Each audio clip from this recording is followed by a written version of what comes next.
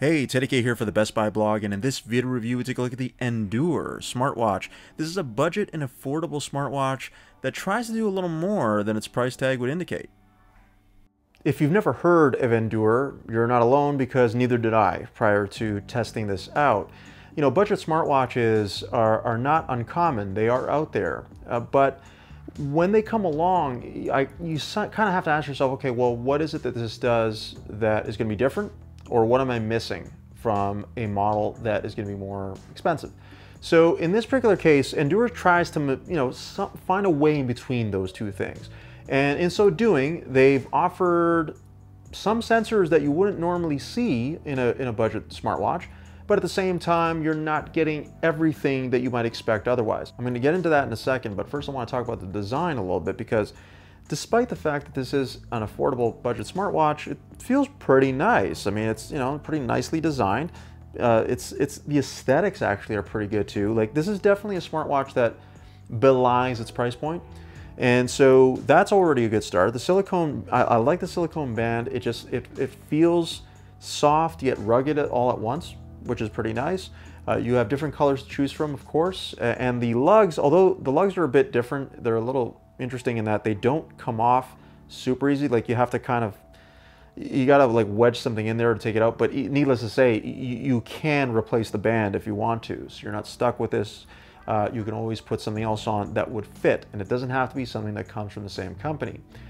The 1.4-inch display is nice and vibrant, a little harder to see in direct sunlight. It is an IPS display, so a little bit of glare is going to be an issue there, but nevertheless, though, it's still a nice thing to look at, and of course you can change the watch face, of which there are many different options. To do that, you've got to use an app called DaFit. That's right, DaFit. iOS or Android, you can use it either way. And there you can control, like, that's basically the app that works with the watch. So it's a bit of an odd name, but either way, that is where you can set up certain things. Now, including the notification system. By default, the notification system could either have everything on or everything off. Either way, you can adjust what you want to get through. So for example, calls, messages, WhatsApp, Skype, Instagram, they even have WeChat, and even Facebook. So they have a bunch of apps that are already there that you can turn on or off, and of course anything that comes through as a notification will show up on the watch. It's not necessarily actionable. Phone calls would be. So for example, if I were to press the button on for a call, I can then answer it on my phone, or if I'm wearing earbuds or headphones, it'll just go there automatically. Very convenient when that happens. But for messages, you have limited options really on what you can do there, but at least you can see what someone has said, and that goes for all other notifications as well. So that's one side of it. Now, when you look at the exercise side of it, we have 7 different exercises to choose from. The main ones are going to be walking, running, and cycling. The others are sports related. So you have basketball and football, meaning soccer, or badminton as well. So sports and then sort of basic exercises, but you're not going to get a litany of options, right? It's limited at 7. There's no automatic tracking, so if you are going to move, you're going to have to remember to turn it on the watch first before you do that, so you can actually get tracked. The only thing that I found is automatic was sleep, and sleep I'm going to get to in a second, but really, there's some hit or miss there too. The exercise tracking is okay. It's pretty basic. I would say it's mostly accurate. The step tracking is for the most part. There's no GPS on here, so if you are going to track a route, you're going to need to bring your phone with you in order to do that. Otherwise, it's just, it's going to give you an approximation as far as distance goes. So again, basic smartwatch, basic features, and certain things are going to be missing. I mentioned sleep. I just want to mention that briefly here because the tracking is generally okay. There's the odd time where it's going to think you're asleep when you're not. Like if you're lying down watching, I don't know, you're watching a show or something, it may assume that you're asleep when you're not. That did happen to me. So it could be a little bit off in those cases, but when it comes to actual slumber overnight, for the most part, it is accurate on the timing. It doesn't give you a whole lot of context in the app as to what it means, so it'll give you a score, but it doesn't tell you much more than that. When it comes to the other sensors that are on here, that's where things get interesting because we have an SpO2 sensor for blood oxygen, we have a blood pressure monitor, and then we of course have the heart rate sensor.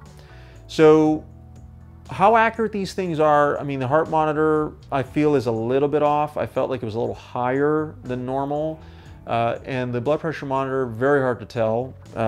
I would think it was in the ballpark though, because the numbers it was giving me were more or less where I typically score whenever I test it out, either at the doctor's or with another device that I have.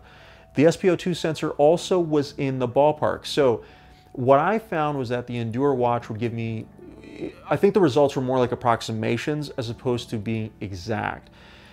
So as long as it was in the ballpark, I would be okay with that given what I'm paying to get this. And again, blood pressure monitors are not typically on smartwatches, so it's interesting to see that this one's on here. Needless to say, whatever the results are, you take them with some grain of salt. These are not medical devices, no smartwatch is, or can pretend to be, but if there's something on here that might be a cause for concern, you could always talk to your doctor about that after. Last thing is the waterproofing, so IPX7 rated. That means you can take it in clear water up to about 3 meters or 10 feet. Submerged, but stay away from the salt water. That will probably kill this thing pretty quickly. But yeah, there's a certain durability to the watch as well. So if you want to go into the woods or something like that, and or you're running a lot, and then you want to go for a bit of a swim after, in clear water, of course, or take it to the pool, you can do that and not have to worry about this thing dying on you. It won't. Just make sure that if you do take it in water, wipe it down, dry after, and it should be fine. And then last thing is battery life. So NDur rates this at about a week. I would say that is accurate if you're using it just basic, in terms of basic terms. So maybe a few notifications, some exercise, kind of like a mishmash of features. But if you've got like a barrage of notifications coming in, and then on top of that, you're exercising every day, yeah, you're probably looking at more like 5 to 7 days. Like I think 5 on the low end, and then you might get 6 on the high end if a lot of that's going on. That's still pretty good for a budget smartwatch. So I wouldn't complain too much about that. I think that's all right, given that everything that's going on here, despite the fact that obviously there's no GPS or other sensors that might like totally tax the battery. It's still a pretty good number. And that's my review of the NDur, which is the P8 model smartwatch. For the Best Buy blog, I'm Teddy K. Thanks for watching.